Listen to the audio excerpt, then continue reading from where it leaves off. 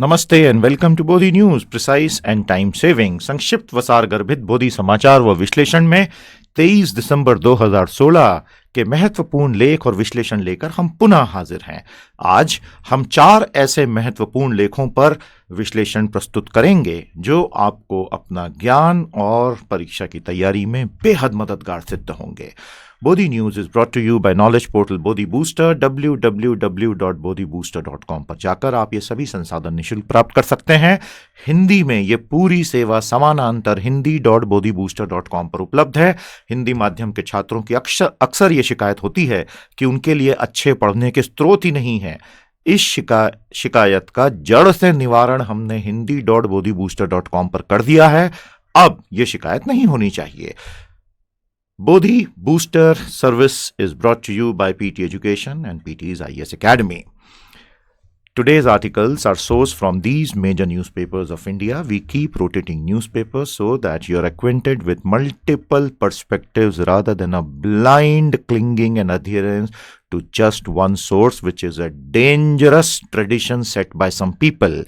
वो खतरनाक परिपाटी जिसमें एक ही अखबार को सब कुछ मानकर उसी से चिपका रहने की सलाह कई लोग देते हैं, हम उससे ठीक उल्टा जाकर आपको अलग अलग अखबारों की विद्वत्ता से परिचित करवाएंगे। यदि आपने खुले दिमाग से बोधी समाचार और विश्लेषण को फॉलो किया, कुछ ही हफ्तों और महीनों में आपको पूरी बात समझ में आ जाएगी। But then you just have to follow it carefully. I am sure most sensible people have understood the point. The 4 editorial for analysis today are, आज के हमारे 4 विश्लेषण हेतु लेख हैं। Number 1, the makeover of RSS अर्थात राष्ट्रीय स्वयंसेवक संघ की पुनर्संरचना। How climate action can make America great, किस प्रकार से जलवायु परिवर्तन के विरुद्ध कार्रवाई करने से अमेरिका पुनः महान हो सकता है, जो कि डोनाल्ड ट्रंप साहब का वायदा भी है। When रेडिकल आइडियाज बरी ऑफिशियल ड्यूटी, किस प्रकार से आतंकवाद के चलते आधिकारिक ड्यूटी पर गए लोगों के लिए खतरा बन चुका है। लेकिन उसमें एक ब्रॉडर थीम भी है जो हम कवर करेंगे। And finally the budget 2017-18 priorities, budget 2017-18 के लिए देश की प्रायोरिटीज क्या होनी चाहिए। सो आर वी रेडी? आपने अपनी बोधी न्यूज नोटबुक तैयार कर ली होगी, उसी में सारे पॉइंट लिखते चले। हालांकि ये तो आपको डाउनलोडेबल पीडीएफ में भी मिलेंगे। तो हम ऐसा क्यों अक्सर कहते हैं कि आप अपनी नोटबुक बनाकर उसमें पॉइंट्स लिखें। यदि पीडीएफ पढ़ने भर से एग्जाम में एसेज लिख लिए जाते तो आज सारे बच्चे परीक्षा क्लियर करके टॉपर बन गए होते। The only way to develop amazing writing skills is by repeatedly writing things in a pressure cooker situation. Limited समय के भीतर बिंदुओं को सुंदर हस्तलेखनी से लिख पाने की क्षमता ही आपको लंबी रेस का घोड़ा बनाएगी। अब ये तो अपनी अपनी सिंसियरिटी पर है कि कौन कितनी मेहनत करता है। याद रखिएगा, जितनी कड़ी तपस्या होगी उतने मीठे उसके फल होंगे। These 4 articles are sourced from these domains. ये हैं इनसे जुड़े हुए domains. For example topic 2, energy, environment and ecology, world politics अर्थात ऊर्जा, पर्यावरण और पारिस्थितिकी तंत्र और विश्व राजनीति। इस तरह से ये चारों टॉपिक्स इन विषय क्षेत्रों से जुड़े हुए हैं।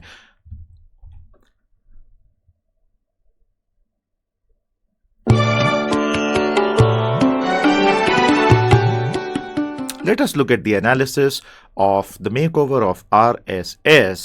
The topic belongs to society, culture and Indian politics, and the source is given on the screen. This comprehensive article speaks about the evolution of the RSS, as we just said. The makeover of the RSS. Even as the RSS attempts to acquire a more contemporary profile, it is far from evident if it will do anything to reorient itself towards meaningful inclusion. अर्थात हालांकि RSS ये पूरा प्रयास कर रहा है कि वो एक आधुनिकतावादी प्रोफाइल अपना ले, लेकिन ये अभी तक साफ नहीं हो पाया है कि क्या वो वाकई में अर्थपूर्ण समावेशीकरण कर पाएगा। तो ये बड़ा जटिल जो अंग्रेजी का आर्टिकल भीम का और भयावह दिख रहा है, हमने उसको पूरी तरह डीमिस्टिफाई और डीकंस्ट्रक्ट करके हिंदी में पेश कर दिया। भारत में शिक्षा जगत की सबसे बड़ी विडंबना यह है कि तथाकथित सारे अच्छे संसाधन अंग्रेजी में हैं और भारत की 80% जनता उसको समझ ही नहीं सकती, और वो 20% लोग उस पर ऐसा पहरा डाल के बैठे हैं कि कहीं वो एलिटिज्म और वो आइवरी टावर ध्वस्त न हो जाए। हमारा हम्बल प्रयास कुछ हद तक उसे ध्वस्त कर ही देगा। The author traces in brief the complete history of the RSS, a giant organization, in a balanced way and points the pluses and shortcomings. तो ये आर्टिकल क्या है? इस लेख में लेखक संक्षेप में आरएसएस, जो कि एक विशालकाय संगठन है, उसके संपूर्ण इतिहास की संतुलित तरीके से खोज करते हैं और गुणों और कमियों दोनों को संतुलित तरीके से पेश करने का प्रयास करते हैं। नॉर्मली आरएसएस पर यदि आपको कोई भी लेख मिलेंगे तो या वो पूरी तरह भर्त्सना से भरे होंगे या वो पूरी तरह प्रशंसा से भरे होंगे। विश्व में, ब्रह्मांड में और प्रकृति में कोई भी पूर्ण देवता और पूर्ण राक्षस नहीं होता, यह हमेशा याद रखिएगा। सब में कुछ अच्छाइयां और कुछ बुराइयां होती हैं। यह नियम आप पर भी लागू है, मुझ पर भी लागू है, हर संगठन पर भी लागू है। तो क्या हम एक बैलेंस्ड व्यू ले सकते हैं? ऑथर ने प्रयास किया है। In 70 years, the RSS has been subjected to debate, criticism and scrutiny, but rarely has an academic attempt been made to understand it holistically. Author क्या कहता है? देखिए, 70 सालों में देश आजाद होने के बाद से आरएसएस को बहस, आलोचना और जांच पड़ताल का विषय तो बना दिया गया, लेकिन कभी भी एकेडमिशियंस ने समग्र रूप से इसका अध्ययन करने का कोई अर्थपूर्ण प्रयास किया ही नहीं। उसके बिना ही आलोचना चलती रही। आप इस बात से सहमत हो सकते हैं, आप इस बात से असहमत हो सकते हैं। भारत के लोकतंत्र की सबसे बड़ी खूबी, आप शालीनता पूर्वक पूरी तरह असहमति जता दीजिए, आपका कोई कुछ नहीं बिगाड़ सकता। In the past few years, a makeover is happening, but few are trying to understand it. अब ये बड़ा महत्वपूर्ण बिंदु बताते हैं। पिछले कुछ वर्षों से आरएसएस कॉन्शियस तरीके से खुद को बदलने की कोशिश कर रहा है, लेकिन इसे कोई समझना नहीं चाहता। A new avatar emerging from the old one, a visible small symbol, full pants instead of the khaki shorts. तो थोड़ा सा ये हंसी मजाक के उसको लाइटर सेंस में बोलते हैं कि बड़े बड़े परिवर्तन आ रहे हैं, लेकिन एक बहुत ही दृश्य परिवर्तन ये आ रहा है कि अब जो खाकी शॉर्ट्स थे वो बदल के फुल पैंट हो गए। ये तो सिर्फ एक एग्जाम्पल उन्होंने दिया है, जो वास्तविक परिवर्तन है वो बहुत गहरे हैं। ठीक है। Old RSS, Hindu religion and cultural language, पुराना जो आरएसएस था वो हिंदू धर्म और सांस्कृतिक भाषा का द्योतक रहा है। न्यू आरएसएस वो है, नया आरएसएस कौन है? Realities of democracy and modernity plus the old अवतार। आरएसएस ये समझ चुका है कि लोकतंत्र और आधुनिकताओं की वास्तविकताओं को नकार देने से नुकसान होगा, तो आरएसएस ने खुद में इन्हें समाहित करने का प्रयास किया है। RSS is not just a Sangh, RSS is the sum of thousands of affiliated organisations actively working on their own. ये एक बहुत महत्वपूर्ण बिंदु ऑथर बता रहे हैं। क्या बता रहे हैं? देखिए, आरएसएस को नॉर्मली लोग एक मोनोलिथिक ऑर्गेनाइजेशन मानते हैं। आरएसएस यानी संघ, आरएसएस यानी संघ, और संघ यानी एक बहुत बड़ी बॉडी। ऐसा नहीं है। संघ में हजारों संलग्न या संबंध संगठन हैं जो अपना अपना काम अलग अलग डोमेन्स में करते हैं। सम एग्जाम्पल्स, इसके कुछ उदाहरण, कुछ बहुत अच्छे उदाहरण हैं। विद्या भारती, सरस्वती शिशु मंदिर, इनकी वेब लिंक्स हमने स्क्रीन पर दी हैं, आप यहां जाकर इनके बारे में पढ़ सकते हैं। लेकिन आरएसएस पर क्योंकि लिटरेचर ओपनली बहुत कम उपलब्ध होता है, तो हम आपके लिए कुछ लिटरेचर जो आरएसएस की वेबसाइट से ही हमने डाउनलोड किया, हमारे रिसोर्स पेज पर लेकर आ गए हैं। यह है हमारा रिसोर्स पेज, bodhibooster.com/p/bodhiresources.html। सही ढंग से स्पेलिंग टाइप करना बेटा। यह पेज बोधि रिसोर्सेज का जो खुलेगा, यहां आपको स्क्रीन पर ये अलग अलग मेन्यूज दिखेंगे। इसमें सोशल ऑर्गेनाइजेशंस में आप जाएंगे तो आपको यहां पर आरएसएस के 4 डॉक्यूमेंट्स मिलेंगे जो हमने इन्हीं की वेबसाइट से लिए हैं। आप इन्हें डाउनलोड कर सकते हैं, पीडीएफ्स होंगे, और इन्हें पढ़ लीजिए। तो ये उन्हीं के लिए जो ज़्यादा डीप रिसर्च करने में इंटरेस्टेड हैं। अदरवाइज आपको ये करने की आवश्यकता नहीं। लेकिन इन डॉक्यूमेंट्स को आप अपनी पर्सनल एक डिजिटल लाइब्रेरी बना लीजिए कंप्यूटर पे और उस पर इस्तेमाल करते चलिए। Okay, we move on. More than 800 NGOs work under the RSS banner for many causes: disaster relief, natural calamities, eradicating poverty, आपदा राहत, प्राकृतिक आपदाओं और गरीबी निवारण जैसे मुद्दों पर 800 से ज्यादा गैर सरकारी संगठन आरएसएस की छतरी में काम कर रहे हैं। ये बातें सामान्यतः मीडिया में नहीं आती हैं। RSS is not one monolithic institution. थोड़ी देर पहले मैंने बताया था, ये कोई एक अखंड सिंगल इंस्टीट्यूशन नहीं है। इसके अंदर के कुछ संगठन स्वयं बीजेपी से ही एक मत नहीं है। द भारतीय मजदूर संघ बीएमएस, स्वदेशी जागरण मंच एसजेएम, ये लोग बीजेपी और आरएसएस के साथ ही कई मुद्दों पर सहमत नहीं होते हैं। इससे क्या पता चला? Diversity of opinion and the vibrance of disagreement exist in this otherwise considered monolithic organisation. RSS no longer castigates same-sex relationships or transgenders. Women are also being encouraged to come forward. ये यदि सच है तो बहुत positive such है। RSS अब समलैंगिक संबंधों या किन्नरों का तिरस्कार नहीं करता और महिलाओं को आगे आने के लिए प्रोत्साहित किया जा रहा है। ये इनकी सबसे बड़ी आलोचना लिबरल्स ने हमेशा से की है। उदारवादी लोगों ने और उदारवादी अखबारों ने और उदारवादी वामपंथी लेफ्ट विंग के लोगों ने हमेशा आरएसएस को एक महा दक्षिणपंथी संस्थान बताकर, अतिरेकी संस्थान बताकर क्रिटिसाइज किया है। तो यदि पॉइंट नंबर 9 सच है तो वो क्रिटिसिज्म बहुत हद तक डाइल्यूट हो जाएगा आने वाले समय में। India ideas enclave under the India foundation, RSS लगातार इस तरह के सम्मेलन आयोजित कर रहा है जिसमें अनेक बुद्धिजीवी आकर अपने विचार प्रकट करते हैं ताकि एक हेल्दी एनवायरनमेंट बने। Big change accepting doctor Ambedkar more wholeheartedly and the सामाजिक समरसता कैंपेन। एक और बड़ी बात ऑथर पॉइंट आउट करते हैं जो कि बहुत ही सकारात्मक होगी आने वाले वर्षों में। आरएसएस ने डॉक्टर अंबेडकर साहब, जिनके साथ इनकी मत भिन्नता काफी लंबे समय तक बनी रही होगी, अब ज्यादा खुले दिल से स्वीकार किया है और दलितों को मुख्य धारा में जोड़ने के लिए सामाजिक समरसता अभियान चलाए हैं। लेकिन the big challenge still remains is the approach of RSS towards the Muslims. मुसलमानों के प्रति आरएसएस का जो दृष्टिकोण है उसको लेके थोड़ी चुनौतियां बनी हुई है। सूफी समागम इन्होंने किया था जो एक पॉजिटिव चीज है। मुस्लिम राष्ट्रीय मंच बना लिया, वो भी अच्छी बात है। लेकिन विश्व हिंदू परिषद के होम कमिंग या घर वापसी कार्यक्रमों की बेहद आलोचना हुई है, अलग अलग स्तरों पे हुई है। तो ये एक आर्टिकल आपको कॉम्प्रिहेंसिव पर्सपेक्टिव देता है एक ऐसे टॉपिक पर जो भारतीय राजनीति में कई बार हॉट पोटैटो का काम करता है। आई होप आपको ये इनसाइट्स अच्छे लगे होंगे। रिसोर्सेस आप इस पेज से डाउनलोड कीजिएगा, उन्हें पढ़िएगा, आपको और इनसाइट्स मिल सकते हैं। आइए अब देखें कुछ possible exam questions.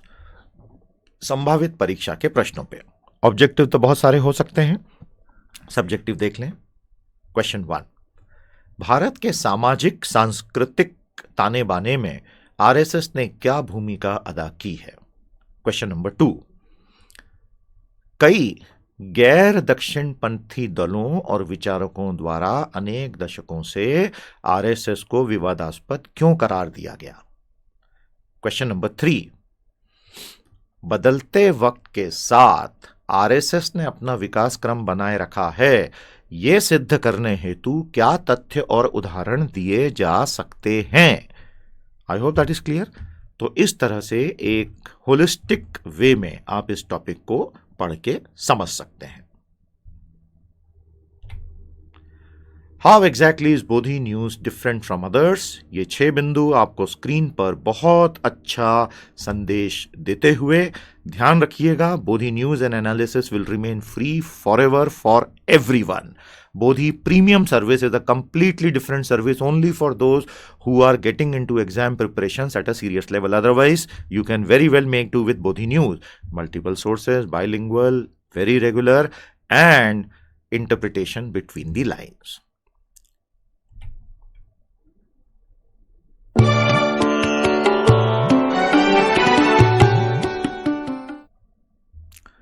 How climate action can make America great? किस प्रकार से जलवायु परिवर्तन के विरुद्ध कार्रवाई करने से अमेरिका पुनः महान हो सकता है? इनके सब्जेक्ट डोमेन स्क्रीन पर हैं। एनर्जी अर्थात ऊर्जा, एनवायरमेंट एंड इकोलॉजी, पारिस्थितिकी तंत्र और पर्यावरण, एंड वर्ल्ड पॉलिटिक्स, विश्व राजनीति। आइए विस्तार में इस बेहद महत्वपूर्ण लेख को देखें और समझें जो विश्व राजनीति पर गहरा असर डाल रहा है। How climate action can make America great. सबसे पहले मैं आपको इसका बैकग्राउंड और सारांश बता दूं, क्योंकि आप में से कईयों को वो शायद पता ना हो। देखिए, डोनाल्ड ट्रंप साहब अमेरिका के राष्ट्रपति चुनावों में एक बहुत बड़ा मुद्दा लेकर उतरे थे कि अमेरिका क्यों बेवजह जलवायु परिवर्तन में बढ़ चढ़कर हिस्सा लेते हुए अपने कार्बन एमिशन कम करने की प्रतिबद्धताएं जता रहा है। Why should America at all commit to any kind of emission reduction programme, whether as part of the Paris agreement और NDCs etcetera, when our own manufacturing is down in the dumps? We should first focus on our own manufacturing, and if that ends up emitting more carbon, so be it. और anyway climate action तो सब फर्जी है, ये तो चीन का षड्यंत्र है क्लाइमेट एक्शन। डोनाल्ड ट्रंप साहब के ये विचार काफी समय से पब्लिक डोमेन में पता है कि वो जलवायु परिवर्तन को एक सच्चा मुद्दा नहीं मानते हैं। अब राष्ट्रपति बनने के बाद उनके विचार हो सकता है पूरी तरह बदल जाएं।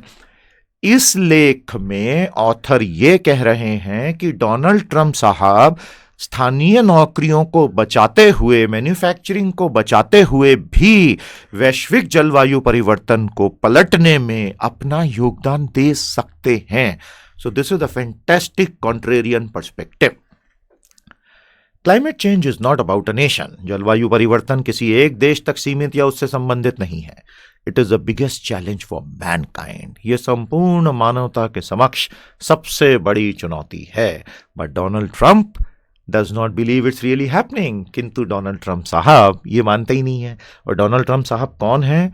विश्व के दूसरे सबसे बड़े कार्बन उत्सर्जक देश के नेता हैं। सबसे बड़ा देश कौन होगा? आप जरा कमेंट्स पे नीचे लिख के हमें बताइए। Which is the biggest carbon emitter in the world? Second biggest America है, थर्ड बिगेस्ट, फोर्थ बिगेस्ट कौन है? और साथ ही एक चीज और हमें बताइए, biggest per capita carbon emitter देश कौन है और उसका मतलब क्या है? Which country is the biggest per capita emitter of carbon and what does that really mean? Second, Trump feels no compelling scientific evidence that climate change is anthropogenic. Trump साहब जलवायु परिवर्तन के मानव जनित होने का कोई वैज्ञानिक साक्ष्य नहीं मानते, बल्कि वो तो उसको Chinese hoax to harm US manufacturing मानते हैं। Okay, so that's anthropogenic. 3 decisions are likely. Trump साहब 3 बड़े निर्णय ले सकते हैं। 1. Reversal of emission limits for thermal power plants. ताप विद्युत ग्रहों के लिए उत्सर्जन सीमाओं को उलट दिया जा सकता है। अब यहां पे एक सिंपल लॉजिक ध्यान रखें। जो बिजली आप और मैं घरों में इस्तेमाल करते हैं वो आती कहां से है?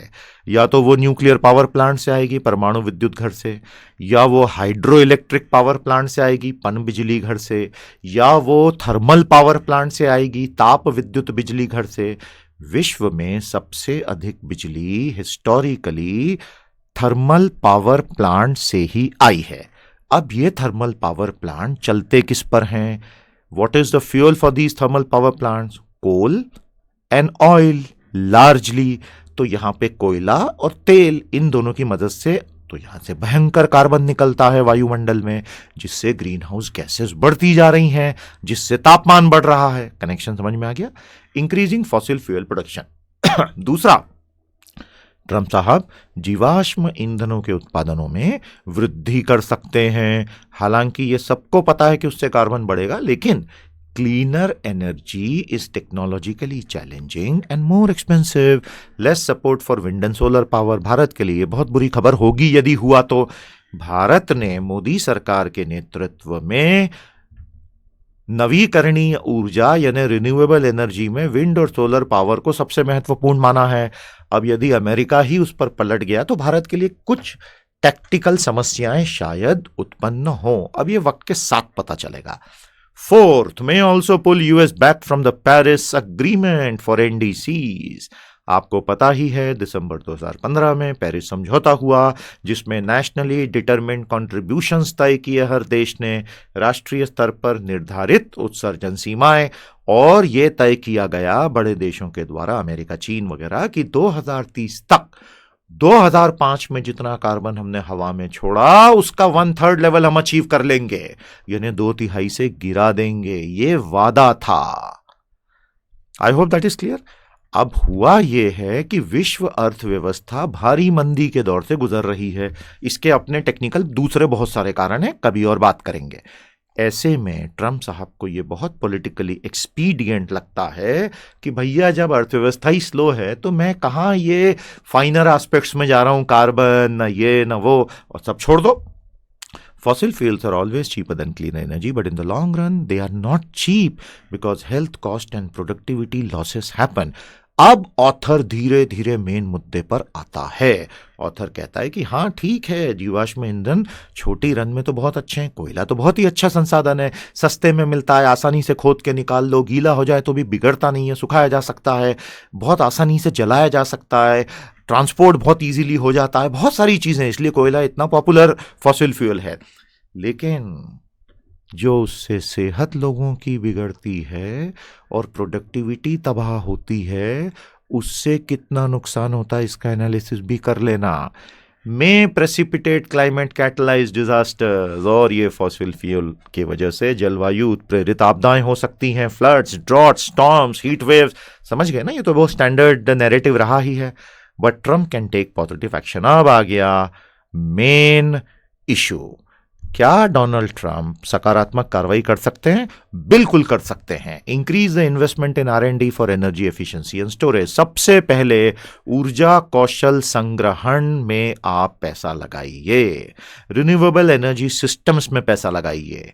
उसके अलावा अक्षय ऊर्जा व्यवस्था को पोषित कीजिए, सेफर एंड स्मॉलर कार्स बनाइए, छोटी और अधिक सुरक्षित गाड़ियां बनाइए। इससे तो नौकरियां भी आएंगी और इकोनॉमिक रिकवरी भी होगी, मैन्युफैक्चरिंग भी होगी। आपने इलेक्शन में यही वादा किया था। अब 8वां पॉइंट बहुत महत्वपूर्ण है, ध्यान से समझ लेना। रस्ट बेल्ट यानी अमेरिका के उन राज्यों वाला क्षेत्र जिनको रस्ट बेल्ट, रस्ट यानी जंग और बेल्ट यानी पट्टा, तो रस्ट बेल्ट यानी वो मिडिल अमेरिकन स्टेट्स जो कोस्टल क्षेत्र नहीं है, क्योंकि कोस्टल तो बहुत प्रॉस्परस और यूजुअली टेक्नोलॉजी स्टेट्स कहा जाता है। मिडिल अमेरिकन स्टेट्स जो हैं वो जहां मैन्युफैक्चरिंग बहुत होती थी, वो धीरे धीरे चीन के उदय से बहुत कम हो गई। यहां से मिले समर्थन ने ही डोनाल्ड ट्रंप को एकदम सबसे आगे कर दिया, ऐसा एनालिसिस है। Trump wants to revive steel and coal industries, but it is technically tough due to health problems.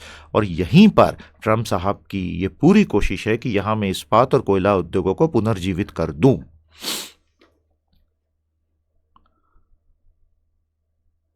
आगे चलते हैं। रेट्रोफिटिंग एग्जिस्टिंग बिल्डिंग्स और creating energy efficiency norms in construction. एक बहुत अच्छा सजेशन जो अब ये ऑथर देते हैं, उसके पहले पॉइंट 9 को हम देख लें। Trump should push natural gas, renewable, nuclear power in the rust belt. Trump का ये कहना है, ऑथर का ये कहना है कि ट्रम्प साहब यहां पर कोयला और इस्पात आधारित उद्योग न लगाने के बजाय प्राकृतिक गैस, अक्षय ऊर्जा और परमाणु बिजली को क्यों नहीं बढ़ाते? उससे जॉब्स क्रिएट होंगे। रेट्रोफिटिंग एग्जिस्टिंग बिल्डिंग्स और creating energy efficiency norms in construction. This is another out of the box suggestion that the author has brought कि विद्यमान भवनों में पुनर्संयोजन या निर्माण क्षेत्र में ऊर्जा कुशलता मानदंड लाए जाएं, जिससे आप एग्जिस्टिंग सिस्टम में ही जॉब क्रिएशन कर सकते हैं। अब इसमें इश्यूज क्या आएंगे? लेबर की ट्रेनिंग, वो एक बहुत बड़ा इशू आएगा। Trump cannot ignore reputational damage to US if he defocuses on renewable energy, and anyway mankind is facing a massive threat of catastrophic climate change. अंत में ऑथर ये कहते हैं कि डोनाल्ड ट्रंप ये बात ध्यान रखें कि अमेरिका की प्रतिष्ठा धूमिल हो जाएगी यदि आपने रिन्यूएबल एनर्जी से अपना ध्यान हटा लिया, और मानवता के सामने तो खतरा बना ही हुआ है। So this is environment and energy in the context of world politics. उम्मीद करता हूं आपको बहुत मजा आया होगा, और इस तरह से पॉइंट वाइज आप अपने नोट्स बोधी न्यूज बुकलेट में बनाते चलें, अपनी नोटबुक में बनाएं। वक्त के साथ आपको खुद बहुत कॉन्फिडेंस आएगा क्योंकि अपने हाथों से आपने लिखा है। पॉसिबल एग्जाम क्वेश्चन, संभावित परीक्षा के प्रश्न। क्वेश्चन नंबर 1, पेरिस समझौता क्या था? What are the NDCs? NDCs यानी नेशनली डिटरमिन्ड कॉन्ट्रीब्यूशन, राष्ट्रीय स्तर पर तय किए हुए योगदान। How will the American political agenda possibly derail climate change action? अमेरिकी राजनीतिक विचार विमर्श से जलवायु परिवर्तन की कार्य योजनाएं कैसे पटरी से उतर सकती हैं? भारत के लिए वैश्विक जलवायु परिवर्तन विचार विमर्श में हो रहे बदलावों से क्या सबक लिए जा सकते हैं। ध्यान रखिएगा, आप इस पर कुछ और रिसोर्स डाउनलोड कर सकते हैं by going to the resources page on Bodhi Booster. ये इसका रिसोर्सेस पेज है, प्रॉपर स्पेलिंग टाइप कीजिएगा और यहां जाकर आप क्लाइमेट चेंज के भी कुछ डॉक्यूमेंट्स डाउनलोड करके अपनी पर्सनल डिजिटल लाइब्रेरी बना सकते हैं।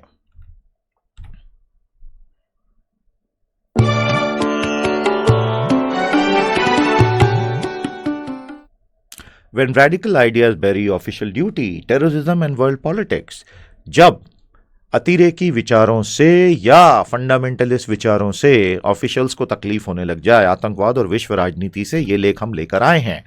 बहुत ही अच्छा लेख जो बहुत गहरे मुद्दों पर नजर डालता है। आपको स्क्रीन पर दो चित्र इस एडिटोरियल में दिख रहे हैं। एक तो है रूस के राजदूत तुर्की में अंकारा में आंद्रेई कार्लोव, और दूसरा है वो हत्यारा, वो पुलिस ऑफिसर जो इन्हीं की सुरक्षा ड्यूटी में लगाया गया था और जिसने उन्हें गोली मार दी। इस पूरे घटनाक्रम से जो 19 दिसंबर को घटित हुआ, क्या बड़ा संदेश हमें मिलता है, आइए इसको देखें। On 19th of December, the Russian ambassador to Turkey, Andrei Karlov, was shot dead by a Turkish policeman as a revenge for Russian help to Syria's Assad regime and the Aleppo situation. सभी को पता है, Syria में एक बहुत ही भयानक खिचड़ी बन चुकी है। रूस वहां अपनी पूरी ताकत लगा रहा है असाद शासन को समर्थन देने में। अमेरिका अपनी थोड़ी ताकत लगा रहा है असद विरोधी क्रांतिकारियों को समर्थन, प्रो रिबेल्स। तुर्की अब रूस की तरफ झुकता चला जा रहा है। ईरान जो है असद रजीम को सपोर्ट कर रहा है। बीच में इस्लामिक राज्य घुसा हुआ है। इस तरह से वहां बेहद जटिल नूडल से भरी खिचड़ी बनी हुई है। इस सब के बीच तुर्की धीरे धीरे जो अमेरिका का एलाई रहा है, अब रूस की तरफ झुकता जा रहा है और वो यूरोपियन यूनियन से भी उसका मोहभंग होता जा रहा है। तुर्की के अनेक मुसलमानों का यह मानना होगा, इस आर्टिकल में यह कहा गया है, क्योंकि तभी इस तरह की हत्याएं होती हैं, कि रूस ने असद रिजीम की मदद कर अलेप्पो में जो हजारों मुसलमानों को अप्रत्यक्ष रूप से मारने का काम किया है, यह उसका बदला है। After the Arab Spring series of revolts starting December 2010, entire Arab world has had a tumultuous existence. अब थोड़ा सा आपको इसका ब्रीफ बैकग्राउंड बता दें। देखिए, दिसंबर 2010 में एक बहुत ही छोटी घटना हुई थी। किसी ने सपने में नहीं सोचा था कि अगले दिन क्या हो जाएगा। एक सब्जी बेचने वाला ट्यूनीशिया में सब्जी बेचता था ठेला लगाकर। उसका नाम था मोहम्मद बुआजीजी। उसने दिसंबर के आखिरी हफ्ते में खुद को पेट्रोल डाल के आग लगा ली। क्यों? क्योंकि वो एक पढ़ा लिखा आदमी था जो मजबूरी में सब्जी बेचता था, और उसके बाद भी पुलिस उससे हफ्ता वसूलने के लिए उसके साथ मारपीट करने लगी थी, तो उसने खुद को जला लिया। अब जैसे ही उसने खुद को जलाया, पूरे अरब विश्व में एक के बाद एक युवा सड़क पर उतर आए और उन्होंने सारे शासनों को टॉपल कर दिया। अरब स्प्रिंग, जो इतनी बड़ी क्रांति जहां से सीरिया की भी क्रांति शुरू हुई थी, वो उस एक आदमी के आत्मदाह से शुरू हुई थी। है बहुत ही गजब का fact. Syria is being held by Russia and now Turkey is veering towards Russia. ये आपको अभी बता दिया था मैंने। The policeman who killed the Russian ambassador to Turkey, Andrei Korlov, wanted to avenge the deaths in Aleppo of Syria and probably would have hoped the derailment of Russia-Turkey engagement. हाल ही में रूस और तुर्की के बीच जो दोस्ताना रिश्ता बनता जा रहा है, इस बंदूकधारी पुलिस वाले ने आंद्रेई कोर्लोव की हत्या करके ये सोचा होगा कि शायद अब रूस बेहद भड़क जाए और तुर्की से दुश्मनी कर ले या कम से कम दोस्ती तोड़ ले, लेकिन ऐसा नहीं हुआ। इससे दो सबक मिले। Number 1, Russia handle it in a very mature manner. रूस ने इस पर गुस्सा नहीं जताया, बल्कि बहुत परिपक्व तरीके से स्थिति को समझा। दूसरा, diplomats are sitting ducks for security man turned assassins. ये जितने भी राजदूत हैं, एक बात ये समझ में आ गई कि वो उन्हीं के सुरक्षा कर्मियों के लिए तो बहुत ही आसान निशाना है। देखिए, इस पर आपको और विस्तार में यदि पढ़ना है और यदि इस बेहद त्रासदीपूर्ण और भयानक घटना का लाइव वीडियो भी देखना है, उस वक्त जो रिकॉर्ड किया था न्यूयॉर्क टाइम्स ने, तो आप बोधी बूस्टर पे जाएं और यहां पर आप टेररिज्म की जो हमारी बोधी है, जरा उसको सर्च करें। ये सर्च बटन है, इसमें आप टेररिज्म टाइप करेंगे और टेररिज्म की बोधी खोलेंगे तो आपको टेररिज्म एंड इट टेंटेकल्स, और ये का ये हिंदी में आपको पैरेलल मिलेगा, हमेशा ध्यान रखिएगा। इसमें न केवल आपको आतंकवाद के बारे में बहुत सारी तथ्यात्मक जानकारियां मिलेंगी, बल्कि आपको यहां पर वो बेहद त्रासदीपूर्ण वीडियो भी देखने को मिलेगा। ये आंद्रेई कोरलोव साहब यहां जमीन पर मृत पड़े हुए हैं और ये है वो पुलिस वाला। यही चित्र हमने आपको यहां दिखाया था, देख रहे हैं ना आप। तो ये वीडियो न्यूयॉर्क टाइम्स से एम्बेड कोड लेकर यहां पे एम्बेड किया गया है, इसको आप देखिएगा। इनकी हत्या देखने के लिए वीडियो नहीं देखना है। इस वीडियो में जो 2 मिनट का है, दूसरे कुछ बहुत महत्वपूर्ण जियो पॉलिटिकल एंगल्स बताए गए हैं, वो बहुत देखने लायक है। इसलिए दुनिया किस तरह एक बारूद के ढेर पर बैठ गई है, उसे आप इस वीडियो को देखकर थोड़ा महसूस कर सकते हैं। फैक्टर्स कंट्रीब्यूटिंग, अब ये क्यों हो रहा है दुनिया भर में? ट्रांसनेशनल रिलीजियस सॉलिडारिटी, विश्व भर में धार्मिक एकजुटता हो गई है। वो ट्रांसलेशनल हमने गलत लिखा, उसको आप ठीक कर लीजिएगा please, sorry for the spelling mistakes, कभी कभी हो जाती है। ट्रांसनेशनल यानी पराराष्ट्रीय, हाइपर नेशनलिज्म अत्यधिक राष्ट्रवादिता, पॉलिटिकल इंस्टेबिलिटी राजनीतिक अस्थिरता, वॉर युद्ध, आइसोलेशनिस्ट रिच डेमोक्रेसीज, विभक्तिवादी लोकतंत्र या विरक्तिवादी लोकतंत्र। ये 5 चीजें आप कहां यूज कर सकते हैं? एग्जाम में यदि कोई आपसे सवाल पूछे which are the major underlying factors giving which are fanning the fire of terrorism, आप ये 5 फैक्टर लिख देना, बहुत अच्छा आंसर है ये उसके लिए। विश्व भर में आतंकवाद की हवा को भड़काने वाले 5 कारक तत्व क्या हैं? ये है वो 5 जो पॉइंट नंबर 5 में हमने लिखवाए, और सब पे आप 2-2 लाइनें लिख देना, आपका पूरा ऐसे तैयार हो जाएगा 200 शब्दों का। 6th, many Turks may feel that Russian strikes means Russia is pro-Shia and anti-Sunni. Hence, Russia is an enemy of Turkey. ये शिया सुन्नी विवाद भी इसमें कूद पड़ा है, क्योंकि तुर्कों को ऐसा लग सकता है कि रूस ने विद्रोहियों पर हमले किए, मतलब रूस तो शिया को समर्थन देता है और इसलिए सुन्नी विरोधी है, तो इसलिए रूस तो तुर्की का शत्रु हो गया। तो इसी पे से आप समझ जाइए तुर्की में कौन सी specific wing of Islam is predominant. ठीक है। Politicians today practice identity politics and that wins election often. अब ऑथर यहाँ पे जो चेतावनी है वो दे रहा है कि राजनीतिज्ञों को यह समझना पड़ेगा कि आइडेंटिटी पॉलिटिक्स यानी बहुत ही नैरो और पेरोकियल पहचान की राजनीति जब आप खेलते हैं तो वोट तो मिलते हैं, उसका नतीजा ऐसे हत्याकांडों में होता है। That is point number 8। ऐसे इंडिविजुअल एक्सट्रीमिस्ट बन जाते हैं, व्यक्तिगत चरमपंथी, जो अपने राज्य के ही राष्ट्र के ही मेहमानों पर गोलियां बरसा देते हैं। I hope this gives you a very good insight into a complex and a very sensitive and delicate topic. Possible exam questions. In what ways is superpower rivalry exacerbating the terror situation across the world? किस प्रकार विश्व भर में महाशक्तियों के आपस के संघर्ष आतंकवाद की स्थिति को और बिगाड़ते जा रहे हैं? Explain the relationships of various parties in the Middle Eastern political situation. ये तो शायद अमेरिका और रूस भी सही ढंग से इसका उत्तर न लिख पाए। मध्य पूर्व में विभिन्न गुटों की आपसी रिश्तों की समझ पर प्रकाश डालिए। कौन किसका शत्रु है, कौन किसका मित्र है। ये इतना भयंकर जटिल परिस्थिति है अभी कि उसको समझना अपने आप में कठिन है। हमने कुछ हद तक उसको समझने का प्रयास इसमें किया था।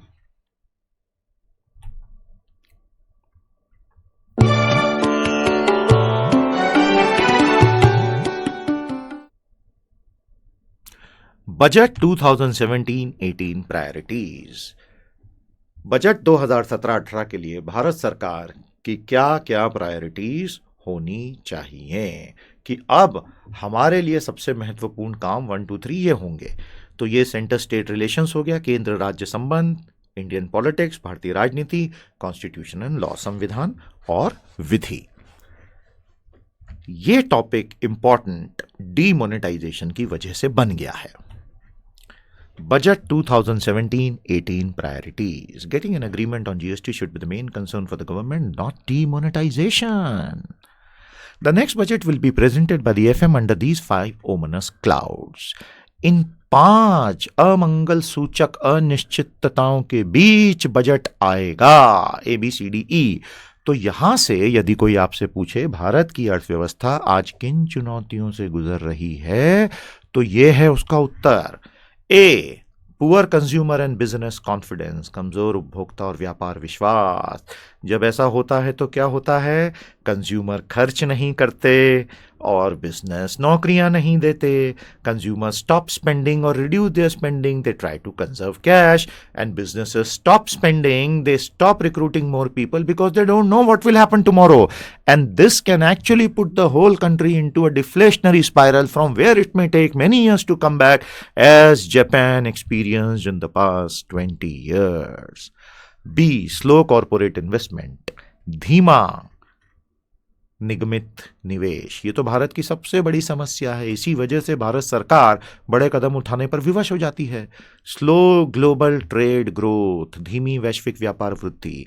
2007 में एक्सट्रीम कैपिटलिज्म के चलते अमेरिकन हाउसिंग मार्केट के कोलैप्स से पैदा हुई ग्रेट रिसेशन के बाद से विश्व की अर्थव्यवस्था अभी तक संभल नहीं पाई है। उस पर बहुत डिटेल कंप्लीट वीडियो 2.5 घंटे का हमारे यूट्यूब चैनल पर है, आप उसे देख सकते हैं। उसी को हम बोधी बूस्टर में भी लोड कर रहे हैं। D, poor inward capital flows, बेहद कमजोर अंतरस्थ पूंजी प्रवाह। हालांकि यदि आप रिसोर्सेस पेज पर जाएंगे bodhibooster.com/p/bodhi resources, यहां पर आपको एक रिसोर्स दिखाई देगा, इंडिया एफडीआई रिपोर्ट। ये स्क्रीन पर दिख रहा है ना आपको, इंडिया एफडीआई रिपोर्ट। अप्रैल 2000 से सितंबर 2016 तक डीआईपीपी के आंकड़े हैं ये सारे। जरा कमेंट में लिख के हमें बताइए डीआईपीपी क्या है। वो बताते हैं कि भारत में एफडीआई किस प्रकार चला है, किस प्रकार से विदेशी पूंजी भारत में इन्वेस्ट हुई है। जमीनी प्रोजेक्ट्स में, हवाई नहीं, स्टॉक मार्केट्स नहीं, हॉट मनी नहीं, पोर्टफोलियो इन्वेस्टमेंट नहीं, actual grass root industrial project. $300 billion का आंकड़ा अभी पार हुआ था, उसी कंटेक्स्ट में रिपोर्ट हम लाए। डाउनलोड करके देख लीजिएगा और उसको पढ़िएगा। तो पुअर इनवर्ट कैपिटल फ्लो समझने के लिए आप उस रिपोर्ट को पढ़िए, तब आपको समझ में आएगा। एंड फाइनली ई, डीमोनेटाइजेशन, विमुद्रीकरण, जो आज का सबसे बड़ा मुद्दा है। Plan and non plan differentiation has been done away with. ये पिछले साल हुआ, भारत सरकार ने अनाउंस कर दिया कि योजनागत व्यय और गैर योजनागत व्यय को अब बिल्कुल हम अलग अलग करके नहीं देखेंगे। Format of expenditures is also change, व्ययों के प्रारूप को भी परिवर्तित कर दिया गया है। तो सतही तौर पर अब फाइनेंस मिनिस्टर के पास ये रास्ता मौजूद है कि वो चीजों को कॉस्मेटिकली बहुत अलग रूप दे सकते हैं। FRBM can make a comeback. देखिए, आज से 10 साल पूर्व, उससे भी ज्यादा पूर्व, एक बहुत महत्वपूर्ण कानून भारत में पारित किया गया था, FRBM, fiscal responsibility and budget management. FRBM है ये, ध्यान रखिएगा, यानी वित्तीय जिम्मेदारी और बजट प्रबंधन अधिनियम। इसमें यह कानून बना दिया गया था कि केंद्र सरकार कुछ तय मानकों के भीतर ही अपनी वित्तीय स्थिति चलाएगी। FRBM बहुत अच्छा चला कुछ सालों तक, जब तक कि महान वैश्विक मंदी ने हमला नहीं कर दिया। उसके बाद तो भारत सरकार की वित्तीय कहानी जो पटरी से 2009 के बाद उतरी, तो सरकार के लिए आवश्यक था कि अर्थव्यवस्था को डूबने नहीं देना, इसलिए उन्होंने फिलहाल FRBM को साइड में किया, जो कि बिल्कुल सही था। GST is delayed. अब आपको पता ही है, फिलहाल वस्तु और सेवा कर आने की संभावना नगण्य हो गई है अप्रैल में, क्योंकि अब बहुत से मुद्दों पर झगड़ा हो रहा है और कुछ महीने और लग सकते हैं। जीएसटी पर comprehensive Bodhi is available on Bodhi booster. Goods and services tax, वस्तु एवं सेवा कर पे आपको ये बोधी मिलेगी बोधी बूस्टर पर। इसे गहराई से पढ़ लें। भारत का सबसे बड़ा कर सुधार, जिसमें एक एक मुद्दा हमने कवर कर लिया है। आपको जो कुछ पढ़ना है जीएसटी पे, इसमें आपको मिल जाएगा। इसे पढ़ें और कमेंट्स में हमें बताएं आपके और क्या प्रश्न हैं, या आपको ये लेख कैसे लगे। ये सीरियस स्टूडेंट्स के लिए है जिन्हें मुद्दे को गहराई से समझना है, क्योंकि यहां तो आपने एनालिसिस देख लिया, अब जीएसटी में क्या क्या है वो देखने के लिए अब वहां चले जाइए। डीमोनेटाइजेशन, अब दूसरा बहुत महत्वपूर्ण मुद्दा उठा रहे हैं। विमुद्रीकरण से ह्यूज बैंक डिपॉजिट्स आए, बहुत बड़े स्तर पर बैंकों में जमा पूंजी आ गई। मोर गवर्नमेंट बोरोइंग्स अगेंस्ट दीज। अब इन जमा पूंजियों के सामने सरकारें बहुत सारा बाजार से उधार भी ले सकती हैं। Possibility of tax cuts and populist programmes in the budget. तो अब हम ये उम्मीद कर सकते हैं कि शायद भारत सरकार बहुत से लोक लुभावनवादी ज्यादा खर्चीले सार्वजनिक व्यय के कार्यक्रम ला सकती है। लाना पड़ेगा, नहीं तो जनता में विद्रोह आ जाएगा, क्योंकि डीमोनेटाइजेशन से तकलीफ तो सभी को हो रही है, ये तो कोई छुपी हुई बात तो है ही नहीं। This is an open secret.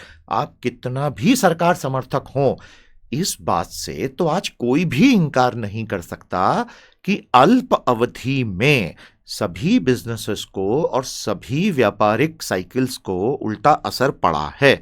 तो अब यह जिम्मेदारी भारत सरकार की है कि वो तुरंत इसको ठीक करे, एंड वी आर श्योर वो ऐसा करेगी। आइडियली फाइनेंस मिनिस्टर को क्या करना चाहिए? Number 1, policy stability, confidence restoration. जनता के मन में सरकारी नीतिगत स्थिरता के प्रति विश्वास टूट गया है, उसे फिर से बनाओ। ब्रोकन पब्लिक कॉन्फिडेंस, ये जो 5,000 रुपए वाला ड्रामा फिलहाल अभी चला पिछले कुछ दिनों में, वैसा फिर से नहीं होना चाहिए। लोगों का पूरा भरोसा उड़ जाता है व्यवस्था से। नो मोर धमाकास नीडेड। ऑथर कह रहे हैं ये कि अब आप धमाके मत कीजिए, और नकदी विहीन के आपकी बातों से लोगों का बहुत भयंकर नुकसान इसलिए भी हो रहा है कि उसमें 2 से 2.5% तो सर्विस टैक्स या सर्विस चार्ज लग रहा है। तो लोग ये सोच रहे हैं कि पहले नकदी थी तो 0% ट्रांजैक्शन टैक्स था या ट्रांजैक्शन चार्ज था, तो सरकार ये क्यों कर रही है? 6 डीप प्रॉब्लम्स टुडे, आज की गंभीर समस्याएं।